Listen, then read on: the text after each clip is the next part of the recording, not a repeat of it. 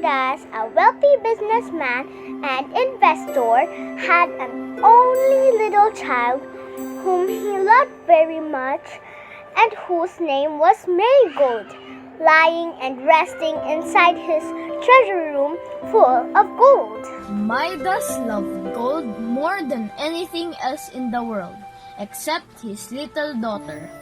One day, Midas was enjoying the sight of gold in his treasure room when suddenly white smokes filled the room.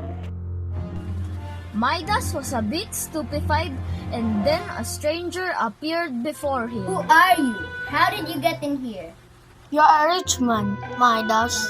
What are you? Are you trying to steal from me? Hush, Midas. You have a lot of gold in this room. Nobody else in the world has as much. Yes, I have, but not as much as I wish to have. Wish?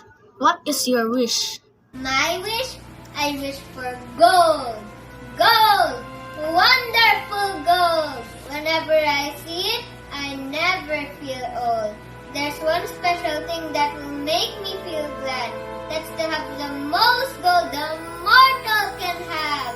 I wish that everything I touch would Be careful what you wish for, Midas. Shush! The golden touch? But are you quite sure that this will make you happy? Of course I am. And you will never be sorry to have a golden touch? Never. I'll be very happy. Be it as you wish then. Tomorrow at sunrise, you will get the golden touch. In the morning, when the sun rose, Midas woke up and saw that his bed had been changed to gold. Midas was very glad indeed. He jumped out of bed and ran about the room touching everything. He took up a book and turned over the leaves. At once, the leaves changed to gold, and the words of the book could not be read. He put on his clothes and found himself dressed in gold, which was very heavy. He took out his handkerchief, and it also became gold. In the garden, he found a great number of beautiful roses. He went from bush to bush, touching each one as he passed, until every flower was changed to gold. Then, very happy, he went back to the palace to have breakfast. Midas sat at the table, waiting for little Marigold. Soon she came into the room, crying. Now, my little lady, what is the matter with you this bright morning? Marigold held a rose in one of her hands. It was one of the roses Midas had turned into gold. Beautiful. Oh, dear father, it is not beautiful. I ran into the garden to get some roses for you. But, oh, dear, there are no more beautiful roses there. They no longer smell sweet, and they are quite yellow. Oh, my dear little girl, don't cry about it. Sit down and eat your breakfast. Then he took a cup of coffee and wanted to drink it. He was astonished to find that he could not. When his lips touched the coffee, it became gold. Then he put a nice little fish on his plate and carefully touched its tail with his finger. It at once changed to gold. I don't quite see how I'll have my breakfast. Now he tried one of the hot cakes and then an egg. Both changed into yellow gold, hoping that by being very quick, he might get something to eat. Midas then took a hot potato and put it into his mouth. But the golden touch was too quick for him. He found his mouth full of hot metal. He jumped up from the table and began to dance about the room, shouting with pain. Father, dear father, what is the matter? What has happened to you? Oh, my dear child, it's terrible. It's terrible.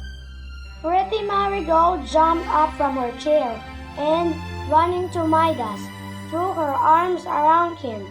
She kissed her. But Marigold made no answer.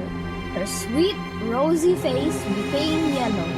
Little Marigold was a child no longer, but a golden statue. Poor Midas.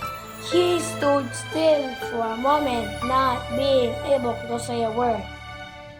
My child, my dear child, oh, what have I done? Suddenly, the stranger appeared. Well, friend Midas, how are you getting on with your golden touch? I am now the poorest man in the world. I have lost all that my heart really cared for. But you have more gold than any mortal, and you will have even more. Please, take it away from me. Please, turn her back. Save my marigold. Ah, so life has taught you a good lesson?